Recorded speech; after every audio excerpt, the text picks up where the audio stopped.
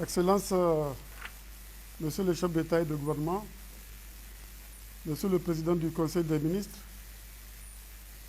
Monsieur le Président de la Commission de l'UEMOA, Mesdames et Messieurs les ministres, Monsieur le gouverneur de la Banque centrale des États de l'Afrique de l'Ouest, Monsieur le Président de la Banque ouest-africaine de développement, Monsieur le Président du Conseil régional de l'épargne publique et des marchés financiers, Mesdames et Messieurs, je voudrais tout d'abord réitérer mes sincères condoléances à notre frère et ami Alassane Dramane Ouattara suite au décès du Premier ministre de la Côte d'Ivoire, notre frère Ahmed Bakayoko, décès survenu le 10 mars 2021. Le Niger reste solidaire avec le gouvernement et le peuple de la Côte d'Ivoire dans cette douloureuse épreuve. Je tiens à saluer aussi par ailleurs le leadership du président Alassane Ouattara à la tête de notre organisation. Je tiens aussi à exprimer mes félicitations au président de la Commission et aux autres responsables des institutions de l'UEMOA pour la qualité des documents soumis à notre appréciation et la clarté des analyses qui y sont produites. Le rapport annuel 2020 sur le fonctionnement et l'évolution de l'Union montre que la survenance de la pandémie de la COVID-19 a lourdement pesé sur notre cadre macroéconomique du fait de son impact négatif sur l'ensemble des secteurs de l'économie des États membres. En dépit de ce choc et de la persistance des autres chocs, notamment sécuritaires et climatiques, la croissance devrait ressortir positive, cela a été dit, à 0,9%, grâce aux mesures d'urgence prises par chacun de nos États pour limiter les effets de la crise sanitaire. Je note que la pandémie continue sa propagation rapide, en dépit des mesures prises par les États membres. Les perspectives de croissance à court et moyen terme peuvent donc être compromises si des actions vigoureuses ne sont pas prises pour renforcer les mesures d'endiguement déjà en vigueur. Je demeure convaincu que la vaccination de masse, de manière à assurer l'immunité collective, semble la meilleure voie à même de permettre de contenir la maladie et de garantir la reprise des activités économiques. Nous devons agir vite et collectivement pour assurer la disponibilité des vaccins en quantité suffisante dans chacun de nos États membres. Je saisis cette occasion pour renouveler mes félicitations aux responsables des institutions pour les efforts consentis pour assurer le financement des économies des États membres depuis le déclenchement de la crise sanitaire et les invite à renforcer la mobilisation des ressources pour la relance des activités économiques.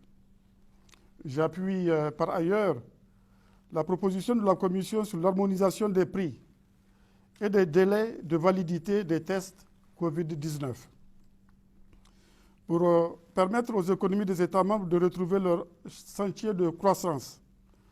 Il est indispensable d'accélérer la mise en œuvre des plans de relance économique des États, de mettre en œuvre les recommandations de la Commission et mobiliser les organes de l'Union pour accompagner davantage les efforts des États.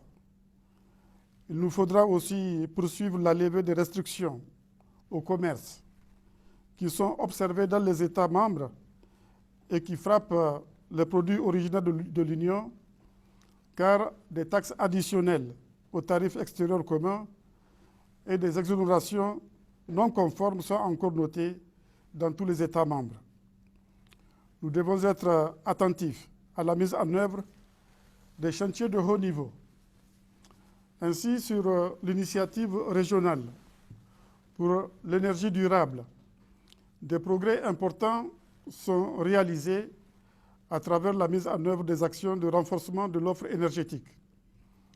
Tous les États membres doivent accélérer la mise en œuvre des projets identifiés pour amorcer la transition vers les énergies renouvelables tout en mettant l'accent sur la compétitivité du secteur.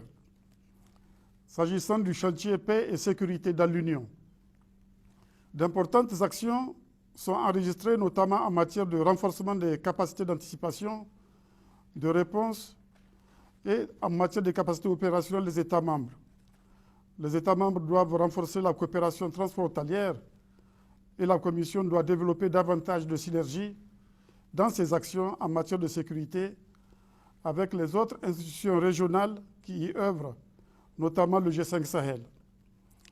Je salue ici le leadership du président Macky Sall sur cette question. Concernant le chantier sécurité alimentaire et nutritionnelle, dont j'assure le leadership, je note avec satisfaction qu'en termes d'impact, entre 2012 et 2019, la production agricole s'est globalement améliorée. En particulier, les céréales ont connu une progression annuelle de 4% pour s'établir à 31 millions de tonnes. Les efforts dans ce chantier devront être poursuivis en vue de renforcer la résilience de nos États à travers notamment la mise en œuvre des actions majeures identifiées. S'agissant du chantier sur le financement des économies des États membres, je salue les actions importantes mises en œuvre en faveur du renforcement de la stabilité du système financier de l'Union et de l'amélioration de la mobilisation des ressources indispensables pour le développement de nos économies. En dépit de la crise liée à la pandémie de la Covid-19, ces actions ont permis d'assurer la continuité du financement des économies des États membres. C'est pourquoi il me paraît important d'accélérer la mise en œuvre des recommandations identifiées sur les axes stratégiques du plan d'action. Je salue ici le leadership du président Ouattara sur cette question, y compris s'agissant de la réforme de notre monnaie dans la perspective de la mise en place de la monnaie unique de la CEDEAO. C'est, après notre réunion de la CEDEAO, la dernière fois que je participe au sommet de notre Union en ma qualité de président de la République du Niger.